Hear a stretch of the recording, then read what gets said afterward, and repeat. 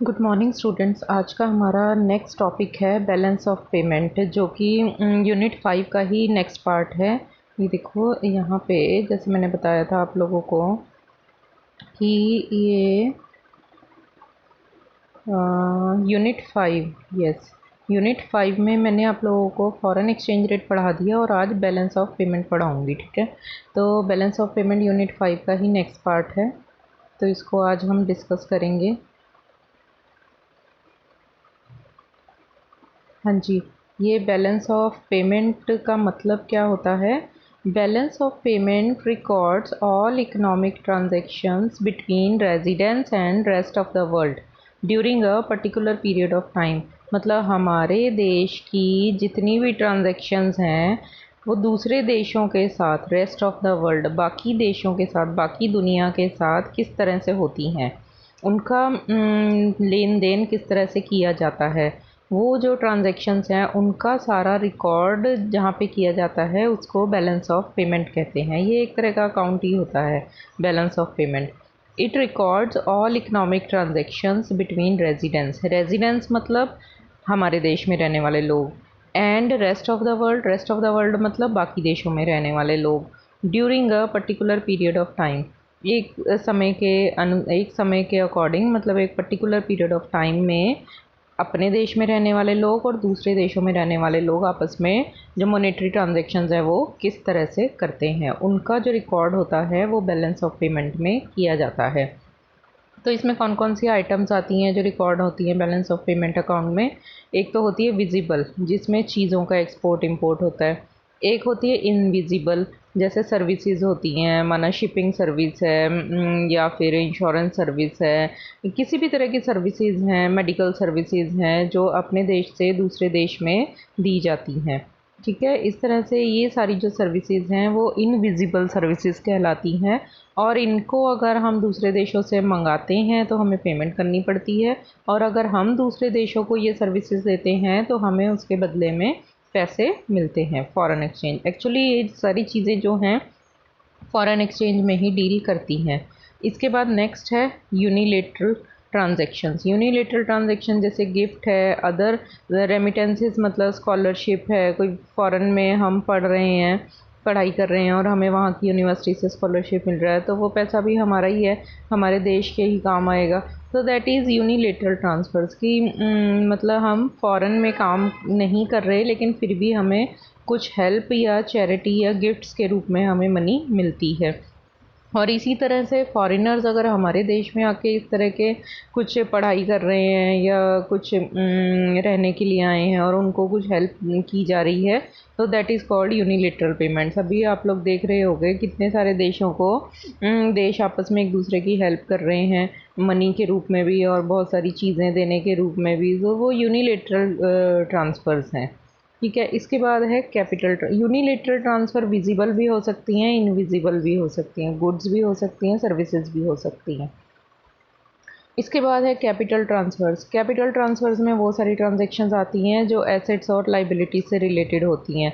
मतलब फ़ॉरेन में कोई एसेट ख़रीदी हमने, फ़ॉरेन में कोई हमने वो लिया, क्या कहते हैं, कोई प्रॉपर्टी ख़रीदी है, या फॉरेनर्स ने हमारे देश में, जैसे एफडीआई वगैरह है, फॉरेन डायरेक्ट इन्वेस्टमेंट है हमारे देश में हो रही है, तो ये सारी चीज़ें क्या हैं, कैपिटल ट्रांसफ़र्स होती हैं जो हमारी एसेट्स और लाइबिलिटीज़ को इफ़ेक्ट करती हैं। इसमें प्राइवेट ट्रांजैक्शंस भी होंगी, इसमें गवर्नमेंट ट्रांजैक्शंस भी होंगी, सारी तरह की ट्रांजैक्शंस होंगी इसमें। तो ये 4 तरह की जो आइटम्स हैं ये बैलेंस ऑफ पेमेंट अकाउंट में आती हैं। अब नेक्स्ट है balance of trade. Balance of trade क्या होता है? Export of goods, import of goods. Export of goods तो आप लोगों को पता है कि जब फॉरेन कंट्री में चीज़ें सेल की जाती हैं, भेजी जाती हैं, तो उसके बदले में फ़ॉरेन एक्सचेंज आती है। और इसी तरह इंपोर्ट ऑफ गुड्स का मतलब होता है कि जैसे जब फॉरेन कंट्री से हम चीज़ों को मंगवाते हैं और उसके बदले में पेमेंट की जाती है, मतलब फॉरेन करेंसी का आना और जाना, तो that is called a balance of trade. इसमें केवल गुड्स ही आती हैं, मतलब फर्स्ट आइटम विजिबल गुड्स, बाकी सारी 3 ट्रांजैक्शन नहीं आती हैं। तो बैलेंस ऑफ ट्रेड का ये मतलब होता है। बैलेंस ऑफ ट्रेड में मतलब exports of goods, import of goods होता है। इसके बाद है difference between balance of trade and balance of payment.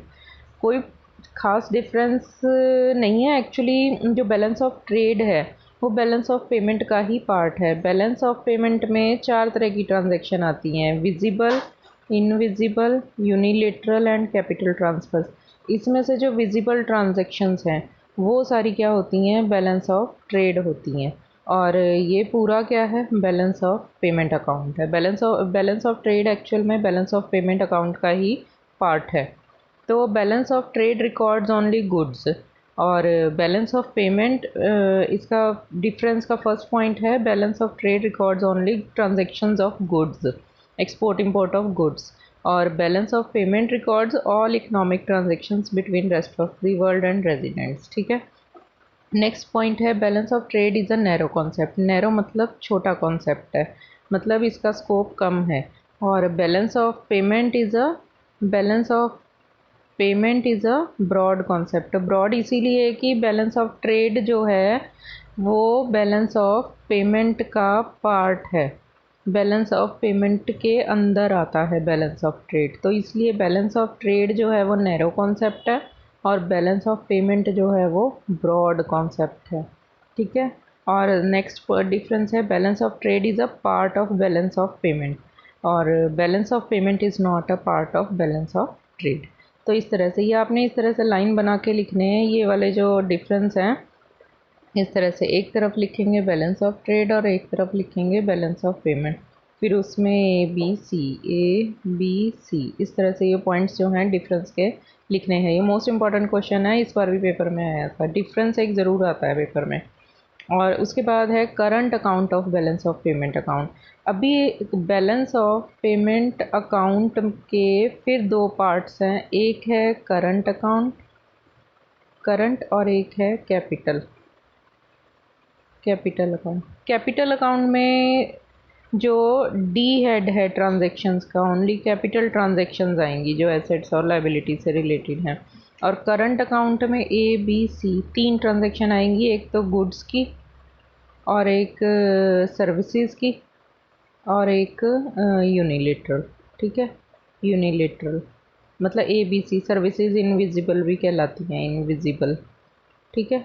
तो इस तरह से ये ट्रांजैक्शंस जो हैं करंट अकाउंट में आती हैं। देखो ध्यान से, करंट अकाउंट में बैलेंस ऑफ पेमेंट में क्या आता है, export import of goods, export import of services, unilateral transactions.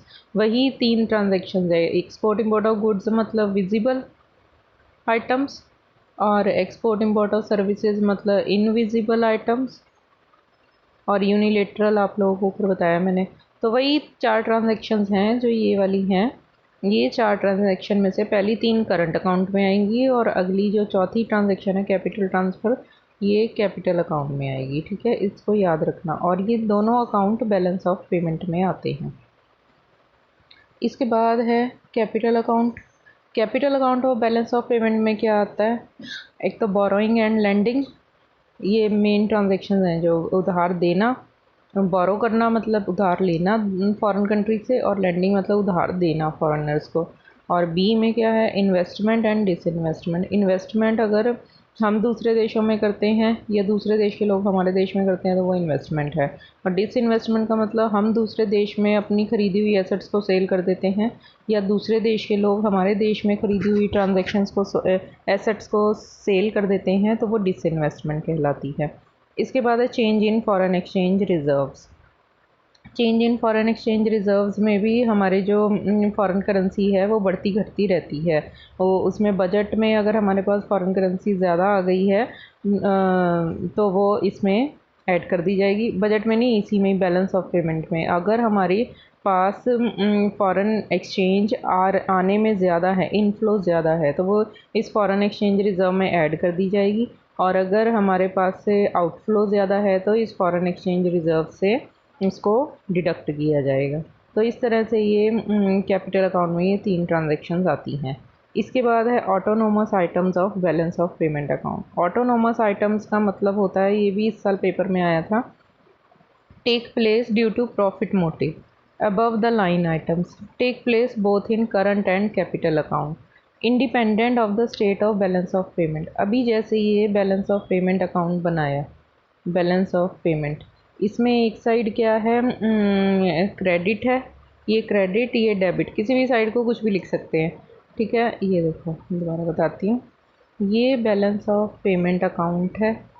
Balance of payment account में एक साइड क्रेडिट और एक साइड डेबिट, ठीक है। क्रेडिट में क्या है, inflow, inflow of foreign exchange, ठीक है।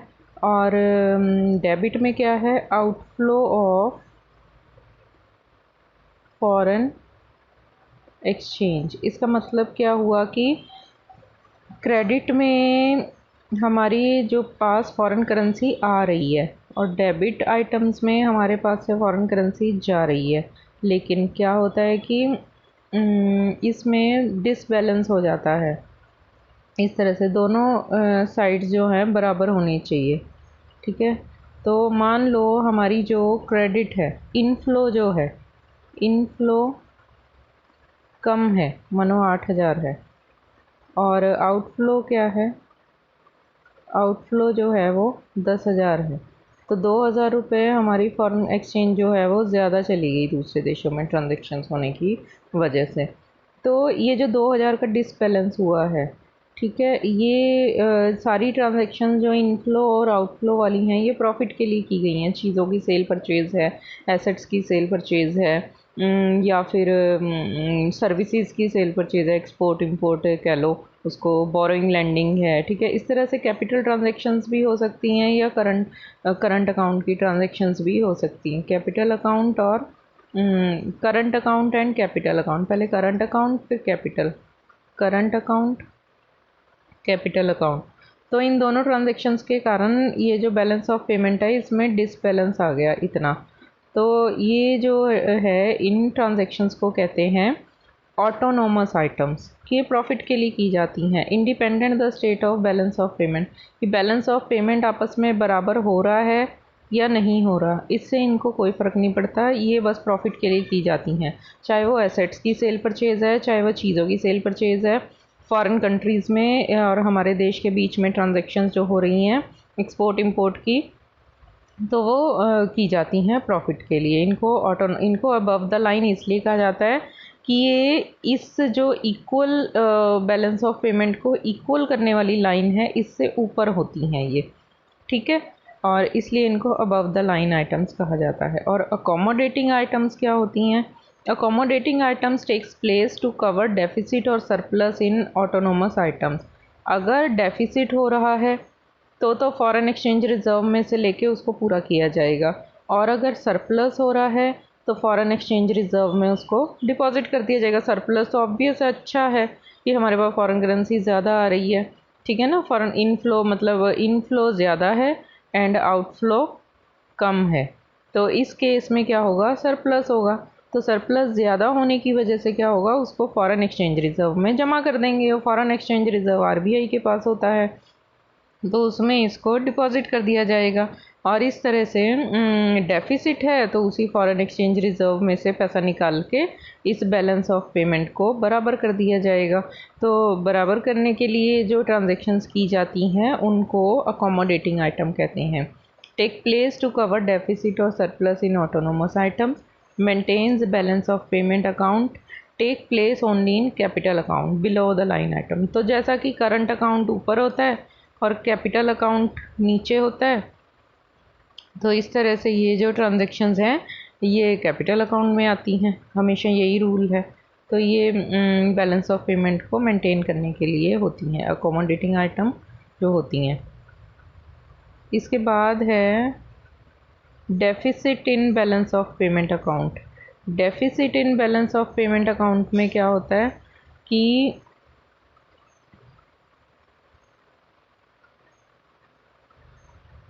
यस, अभी इतना काफ़ी है, इसके बाद हम नेक्स्ट जो है नेक्स्ट वीडियो में पढ़ेंगे।